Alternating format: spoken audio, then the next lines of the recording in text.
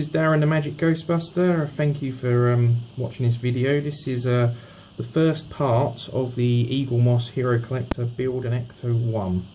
So hopefully if you enjoy it you'll follow me on this journey, and hopefully you'll be doing it along with me. So these are the parts you get with the first issue. The sticker apparently is not actually used to stick to the doors or anything, that's just a spare sticker for you to use as you want. The Ecto 1 number plate is not actually printed very well. See, the line doesn't go all the way around, but never mind. So one thing before we start, a lot of people I have read online have been snapping the heads off the screws.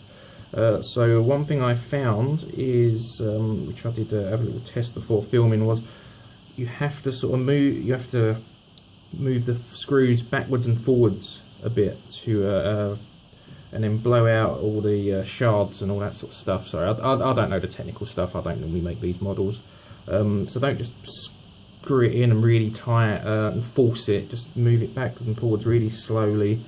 And eventually you'll get it in there without breaking them. It does come with a couple of spares of the white ones, which are the ones to hold these on, and the one spare black one.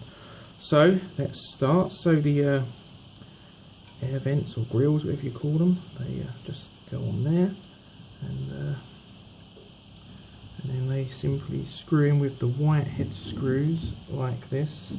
Now, like I said, I did actually test this before filming, so these are just going in quite nicely at the moment, but I advise taking your time when doing this. There's no need to rush, so just screw those in like this, and I said don't force them. And so what I did was, when I was doing it, is I was screwing it, and then you start to feel a bit of resistance. So what I'd then do is bring it back and just very slowly keep bringing it back and forwards, and then just every now and again taking a screw out and blowing out any of the bits. If you actually hold the hood up to the light, you will see that some of the holes don't actually go all the way through to the end, so you'll get light coming through some of the holes, not through some of the others. So, there we go.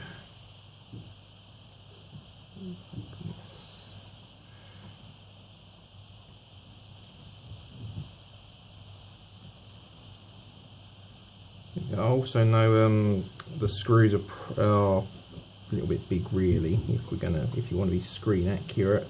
And there are people out there, I think I've seen a couple of different people now who have 3D printed new air vents, and I believe they just stick on. I think there's going to be a lot of people doing custom stuff with this as they go along. I'm personally not going to. I might once it finishes. I mean, as I'm sure you know, whether you've signed up for it or not, you will know that this is actually quite an expensive thing to do in the long run. I mean, it's £42 a month if you're in the UK with the shipping. Yeah, and I mean, when you start adding, like, I think I saw a set of these that someone 3D printed for £30, so every time you add on all these things, it's going to double the price almost, I think. So I'm just going to do it as it comes, and then once it's finished I might start customizing things once, but we shall see.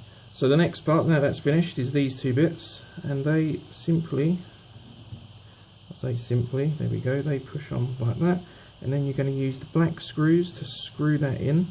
And again, as I said before with the other bit, just work those screws backwards and forwards, do it nice and slow, take your time, there's no rush.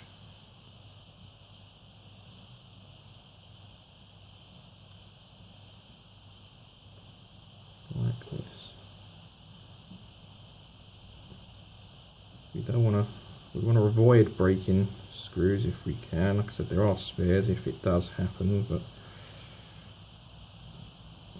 I think it's best to avoid breaking if possible, because I'm sure eventually I'll break a couple and it'll be handy to have those spares for then.